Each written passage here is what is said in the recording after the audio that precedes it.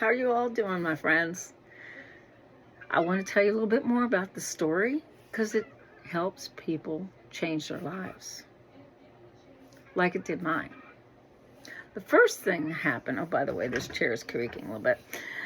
The first thing that happened when I had this first time to see this is a friend came up the driveway on Memorial Day. While I was going down to the creek to go, camping, and friends were down there camping, he said, Mary, I want to ask you something. Can you go with me this weekend to a meeting? I said, sure. He says, because I need a ride and I wanted to share something with you. I thought he was coming up the driveway to tell me that about his treatments, that they were going real well and everything was, he was battling cancer. But no, it was about this. And he said, Mary, we've done a lot of things, you and I, as partners. But this really seems to be the thing that would help so many people across the country. I said, okay, I'll be able to see it this weekend. But today, we're going down camping, and we're gonna have a campfire and enjoy ourselves in the camping. But thank you very much, and you take care. So I saw him that weekend, and I met a man that was somewhere around 25 years old or so, that went his whole time at his college sleeping in a car. Well, he was showing this at the college, and it helped so many people all over across the country that he ended up with a new home, a wife, 5 children, and he's a millionaire. Now, it took a while. I mean, it's not an overnight success thing, but it does help people change their lives. So, when I saw this, my mom was in a home. I told you a little bit about her being in a home. Well, that too has something to do with what I'm going to share with you. That's if you subscribe. But anyway, she got older and frailer after 4 or 5 years in the home. And I was going over there as long as I could possibly do it. So I quit at the place I was working at because time, there's no limit when time does not go back.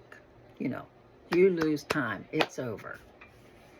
So I spent most of my time over there and heard all kinds of things that I never heard before because I was too impatient when I was a child to listen to all these things that happened to Mom and Granddad. But I did this time.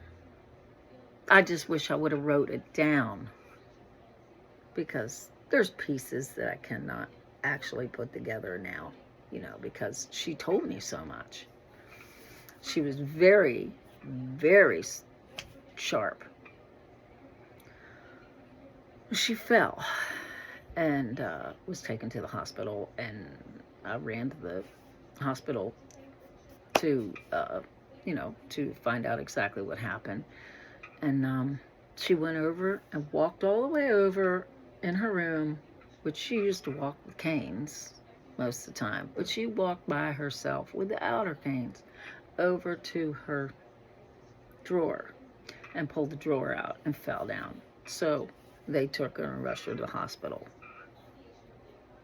Now, mind you, Mom had 2 hips that were replaced years ago. One was when A man actually stole her purse, knocked her down, and ran away and took her car with him. Well, I went out of my living mind. I called up the police. I called up the county. I wanted to find out exactly where this person was because I was going to find him if they didn't find him. So I started driving around and I did find the car. I said, if you don't pick him up, I will. And it won't be pretty because I'll just take the keys from the car. They said, no, ma'am, you can't do that. Oh, yes, I can. And I will if you don't do it. So I had the Shepherdstown police pick him up. And he was contained in prison or jail for 10 years after doing that to Mom. And Mom had to be rushed to the hospital to have her hips replaced a couple months after. So that was one hip. Then the other hip, while she was working out in the garden with her cane, she walked out and work on her garden, she fell down. And when she fell down, we found out that she had an aneurysm in her hip area.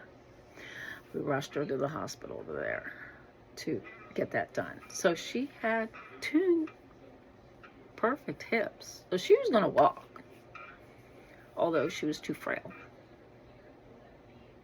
most of the time because she was now 97,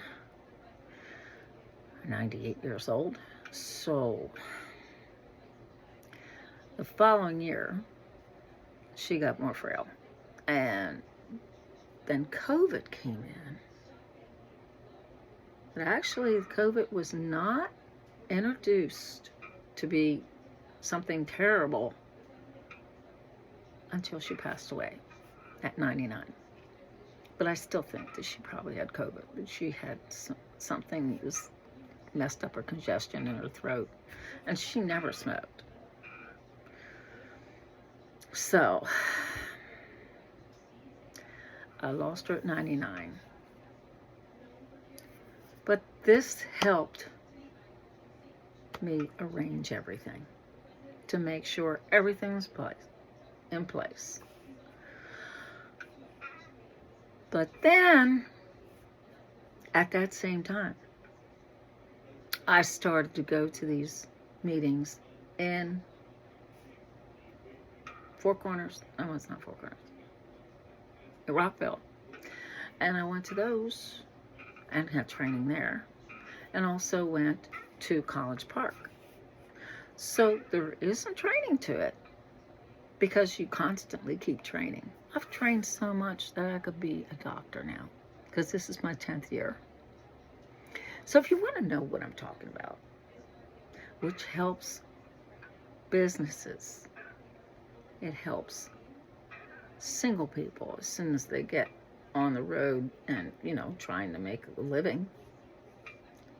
And also, it helps families when they need it the most. So you have a great day or night. Bye now. Oh, how do you like my setup? I set it up myself.